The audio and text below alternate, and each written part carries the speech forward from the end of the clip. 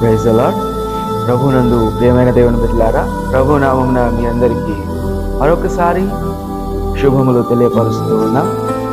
ఈ దినము దేవుని యొక్క వాక్యాన్ని మనం ధ్యానించబోతూ ఉన్నాం. దానికి ముందుగా ఒక విషయం, దేవుని వాక్యం అంటే కేవలము మాటలు చెప్పడం కాదు.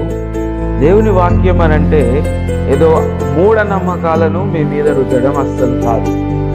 దేవుని వాక్యము అని అనగా ఒక విషయాన్ని జ్ఞాపకం చేసుకోండి, అది మనల్ని ఎప్పుడు ప్రోత్సహించేది, మనకెప్పుడు ఒక మోటివేషన్ అందించేది. కాబట్టి దేవుని వాక్యాన్ని మనల్ని బలపరిచే ఒక మంచి మాటలుగా మాత్రమే మనం ఆలోచన చేయాలని ప్రభు పేరిట మీ అందరికీ మనవి చేస్తున్నాం. అందుకే అంటాడు, మీ ఆత్మలను రక్షించుటకు శక్తి కలిగిన వాక్యంను సాత్వికంతో అంగీకరించండి అని జ్ఞాపకం చేస్తూ ఉన్నాడు.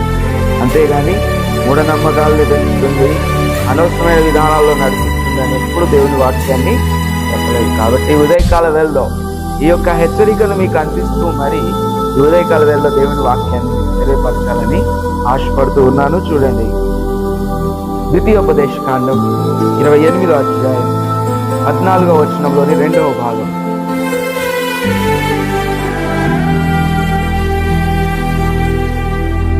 యెహోవా నిన్ను తలగా నియమించును గాని తోకగా నియమింపడు. నీవు పైవాడవుగా ఉండువు గాని కింది వాడవుగా ఉండవు. దేవుని బిడ్డలారా, చిన్న ప్రార్థన చేసుకుందాం. మహాపరిశుద్ధుడా, గొప్ప దేవా, నిత్యుడవగు తండ్రి, సమాధానకర్త, మీకు వందనాలు. ఈ ఉదయకాల వేళలో ప్రభువా, నీ వాక్యాన్ని ధ్యానించబోచుండగా నీ వాక్యాన్ని వింటున్న ప్రతి బిడ్డతో మీరు మాట్లాడమని ప్రార్థన చేస్తున్నాం.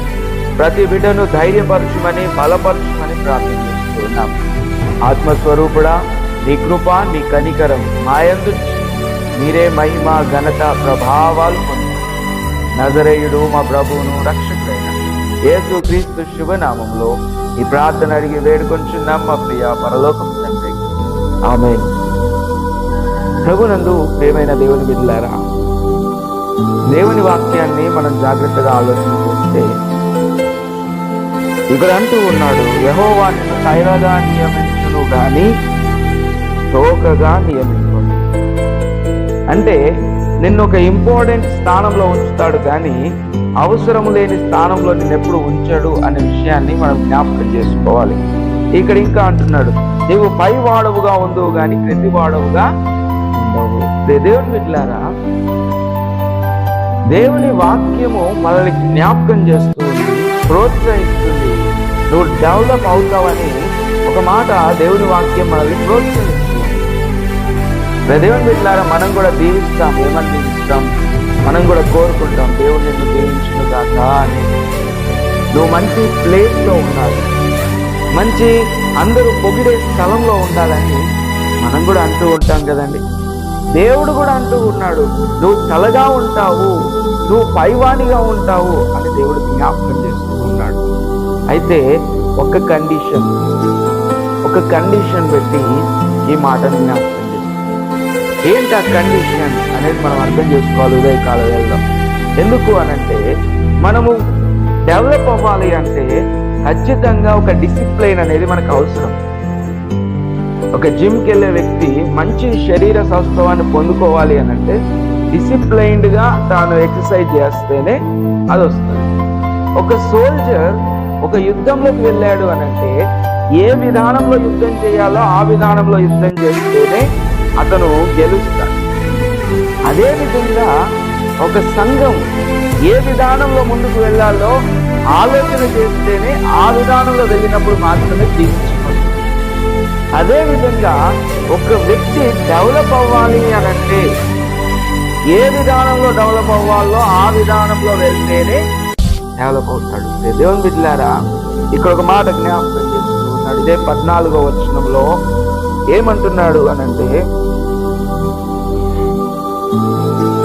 నేను నీకు ఆజ్ఞాపించుచున్న నీ దేవుడైన యెహోవా ఆజ్ఞలను విని వాటిని అనుసరించి గైకొనిన ఎడల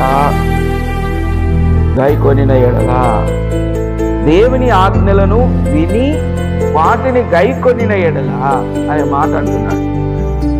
దేవుని బిడ్డలారా, ప్రతి ఉదయం దేవుని వాక్యం మనకు ఫోన్ల ద్వారా అందించబడుతూ ఉంది, యూట్యూబ్ ద్వారా అందించబడుతూ ఉంది, ఎక్కడైనా ప్రేయర్స్కి వెళ్తే అక్కడ సేవకుల ద్వారా అందించబడుతుంది. ప్రతి ఆదివారము దైవజనులు సంఘంలో బోధిస్తూ ఉన్నారు.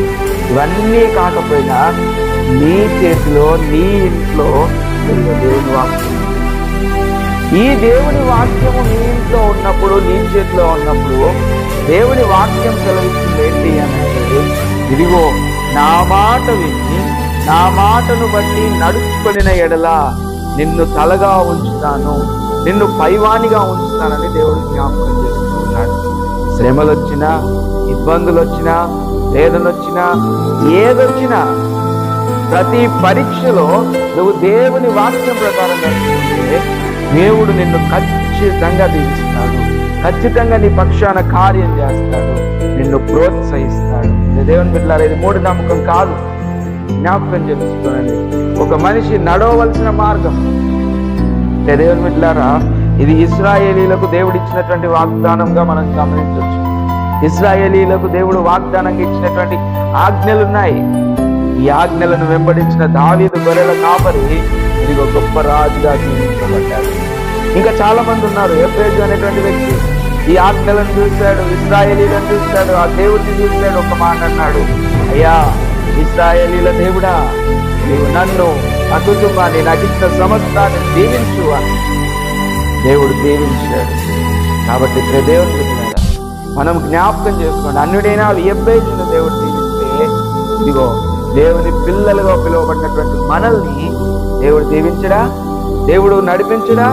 ఈ నమ్మకంతో, ఈ యొక్క ప్రోత్సాహంతో దేవుని బిడ్డలారా, నువ్వు యేసు ప్రభు వైపు చూస్తూ, ఆయన చెప్పిన విధంగా ఇదిగో ఆయన వైపు చూస్తూ ఓపికతో పరిగెడితే దేవుడు ఖచ్చితంగా నిన్ను దీవిస్తాడు, నీ వెనుకున్న నీ వారిని దీవిస్తాడు.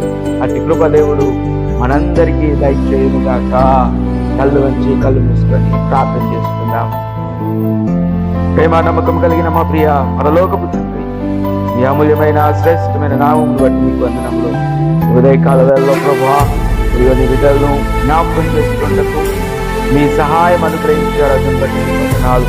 ఇదిగో చదవబడిన వాక్యాన్ని బట్టి మీకు కృతజ్ఞతలు చెల్లిస్తున్నామయ్యా. ఇదిగో తండ్రి, మీరు మమ్మల్ని తలగా ఉంచుతానన్నారు, పైవాడిగా ఉంచుతానన్నారు. ప్రభువా, కేవలం నీ మాటల్ని విని వాటిని బట్టి నడుచుకోవాలని అటువంటి భాగ్యం మాకు దయచేయండి, అటువంటి కృప మాకు దయచేయండి. అయినా దేనికంటే తీయనైనా నీ మాటల్ని వినటానికి, వాటిని బట్టి నడుచుకోవడానికి ప్రభువా మా అందరికీ సహాయము దయచేయండి. దేవా, మిమ్మల్ని వెంబడిస్తూ ప్రభా మా జీవితంలో వెలుగును, మా జీవితంలో ఆశీర్వాదం నాయన ప్రభా మేము పొందుకొనుటకు మీ సహాయం మాకు అనుగ్రహించండి. ఆయన విశ్వాసమునకు కర్తయు దాన్ని కొనసాగించువాడైన యేసు వైపు చూస్తూ మా జీవితాన్ని ముందు కొనసాగించుకుంటకు మీ సహాయం మాకు అనుగ్రహించమని దేవాని గొప్ప ప్రేమకు మమ్మల్ని అప్పగిస్తూ నజరేయుడు మా ప్రభువును రక్షకుడైన యేసు క్రీస్తు శుభనామంలో ఈ ప్రార్థన అడిగి వేడుకొంటున్నాం మా ప్రియ పరలోకపు తండ్రి. ఆమేన్, ఆమేన్. ఇప్పుడు మన తండ్రి అయిన దేవుని యొక్క ప్రేమ, కుమారుడైన యేసు క్రీస్తు పరిశుద్ధాత్మ యొక్క సహవాసం కూడిన మనందరికీ సర్వలోక పరిశుద్ధులకు ఇప్పుడు ఎల్లప్పుడూ సదాకాలము తోడయుండి నడిపించును గాక. ఆమేన్. అందరికీ ప్రైజ్ ది లార్డ్.